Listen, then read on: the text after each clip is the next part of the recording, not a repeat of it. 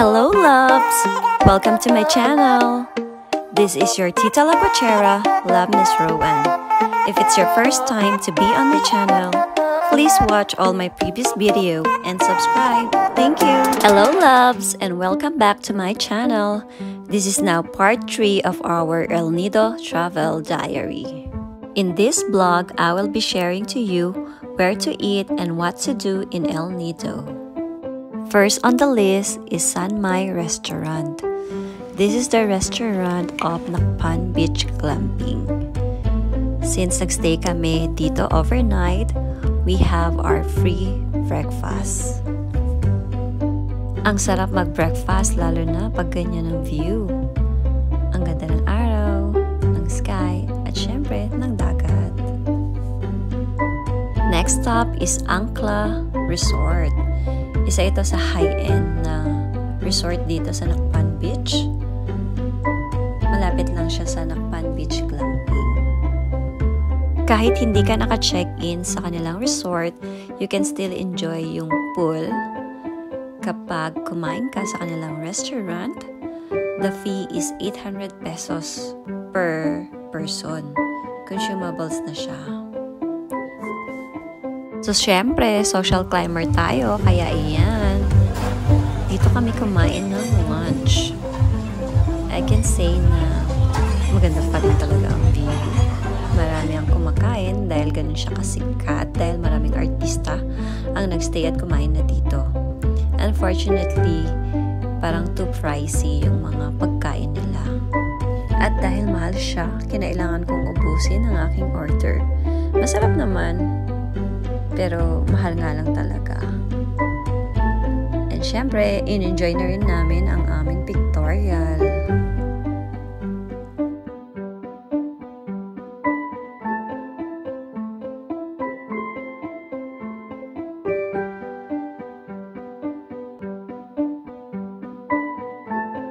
Went to Lihim Beach as well. Yung nga lang, hindi na kami naka-try ng pagkain doon kasi kakakain nga lang namin ng lunch from Angkla. Kaya quick sightseeing lang talaga. Next on the list is McDonald's at Maremegmeg Beach. Diyan kayo bababa ng mga tricycle papunta sa Maremegmeg Beach. Next stop is yung mga restaurant na nakainan namin around El Nido Town. Dito kami nag-breakfast sa Artcafe restaurant. Grabe, ang ganda ng view, pero super pricey siya. Their breakfast ranges from 150 to 300 pesos per head. Yung 150, wala ka pang kape nun. Tsaka kulang pa ng itlog. Kung full meal talaga ang gusto mo na breakfast, you have to pay 300 pesos. Yung view talaga dito ang pinupuntahan. So kahit mahal, go! Pero common naman yung ganitong view dito sa El Nido Town.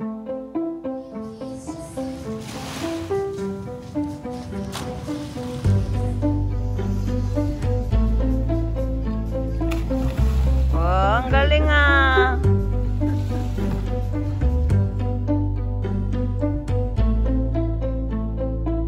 So, ayan ang aming breakfast. Hindi na kami nag-order ng coffee. Magtitimpla na lang kami from our hostel kasi libre. Tipid mode yarn.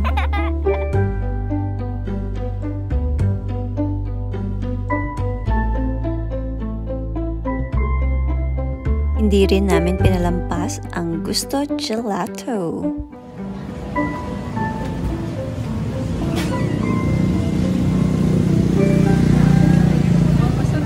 Must try daw ito based sa mga vlogs na nabasa ko. And yes, masarap siya. Perfect for the hot weather.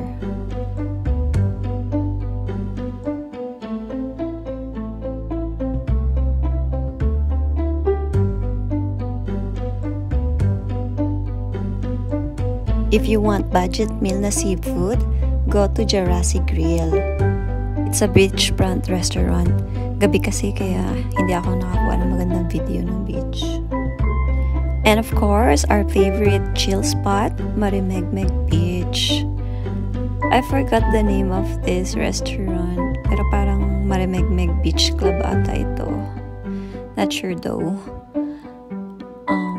2 times kami dito nagstay para mag-chill, you know, inom-inom lang. At dahil mahilig ako sa sweets, bumili rin kami ng gelato at The Factory. Masarap siya. Same price lang sila ni Gusto Gelato.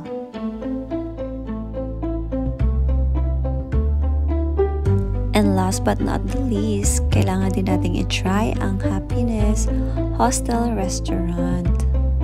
Dito kami nagstay, so dapat matry din namin yung vegan restaurant nila. Ayan sa taas, yung hostel namin, and then sa baba, yung restaurant. Super Instagram worthy ng kanilang restaurant. Kaya nga isa rin ito sa sikat na restaurant na pinupuntahan ng mga artista kapag andito sila sa El Nido. Unfortunately, hindi kami nabusog sa aming orders kasi nga hindi naman kami mga vegan. And at least we tried.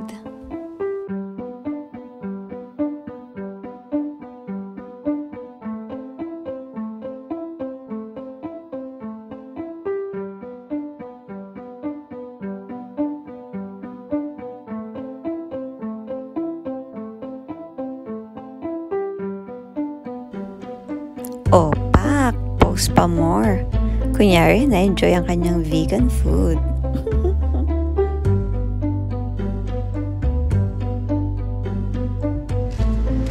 Kung talagang budget nila kailangan mo, you can go to Silog, Republik. Hello. Breakfast at Silog.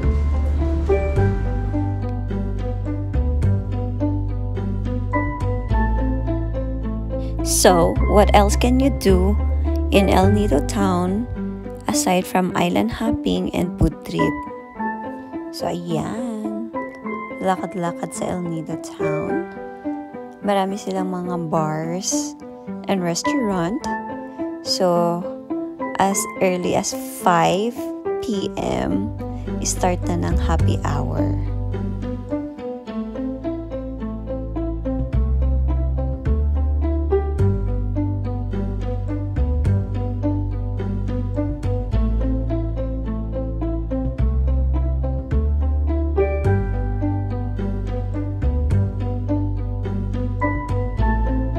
May mga shops din para pack na pack ang iyong mga pangrampa sa beach kung nalimutan mo magdala or kinulang ka ng clothes.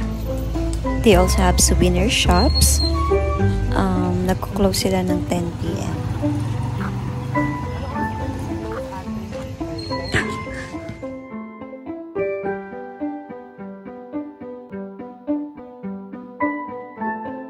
If you wanna get ink, ayan, may mga tattoo shops din.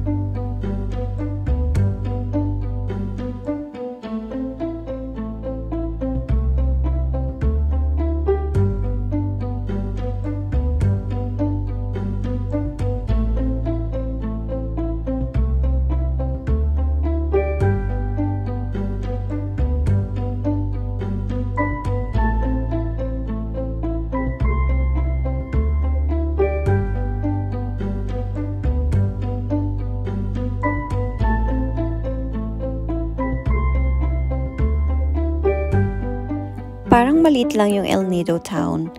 Pwede mo siyang lakharin para mag-explore or makakita pa ng mga ibang shops. Ayan, palakad-lakad lang kami.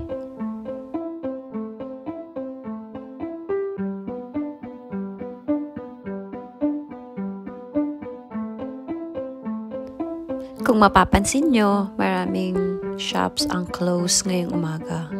Usually gabi sila nag-o-open dahil dun lumalabas ang mga tourists dahil pag morning, puro island hopping ang inuuna.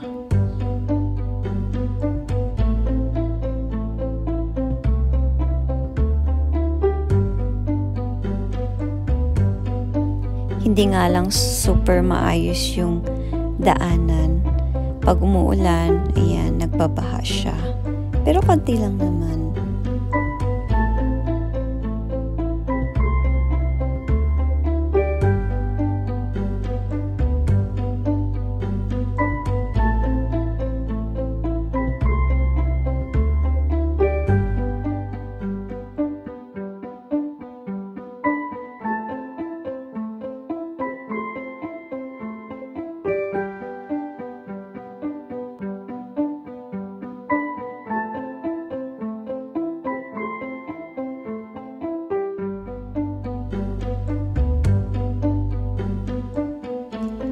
We also tried the nightlife here in El Nido. Marami kaming pinasok na bar para nga mag-afam hunting. Pero we stayed in Savah Bar and a quick stay in Pangolin Bar. And wala kaming nahanap na afam. Konti pa lang yung mga foreigner na tourists at that time. Bago kami matulog, we went to Lihim Resort Party Bar. Or party boat rather.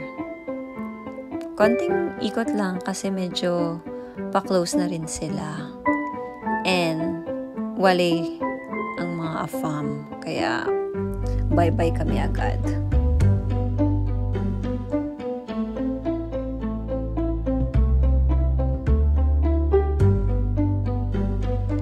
A must-try adventure that I will recommend here in El Nido is the Canopy walk. Medyo nakakapagod siya dahil may konting hike at nakakatakot itong bridge na to, pero super worth it ang view pagdating mo sa taas. Look at this amazing view, as in wow! Mapapawaw ka talaga.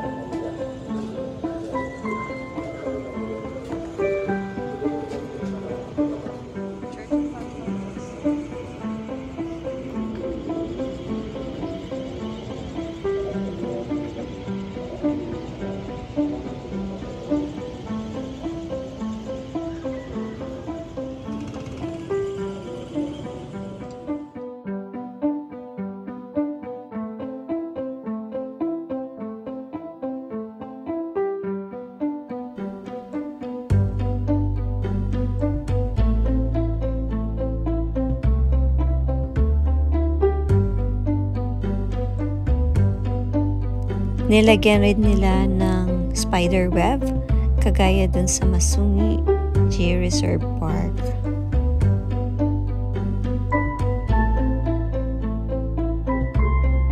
And that's it. That's the end of our El Nido adventure.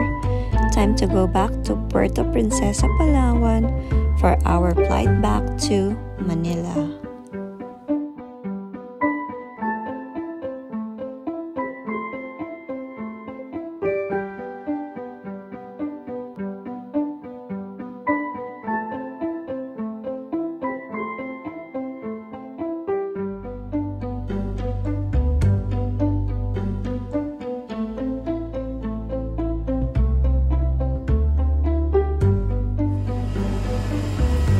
Time to go home. Time. Hi. Bye-bye, Palawan. I'm going to Palawan. Mamimiss mo yung boyfriend mo. Yeah. You left your heart in Palawan. Diba? Bye.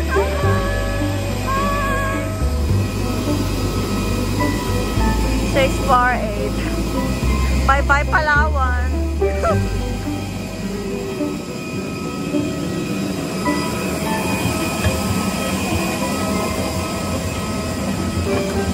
Diba?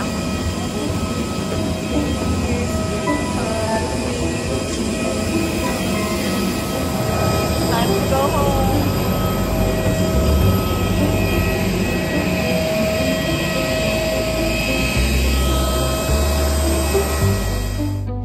Thank you for watching, loves. I hope you enjoyed this vlog.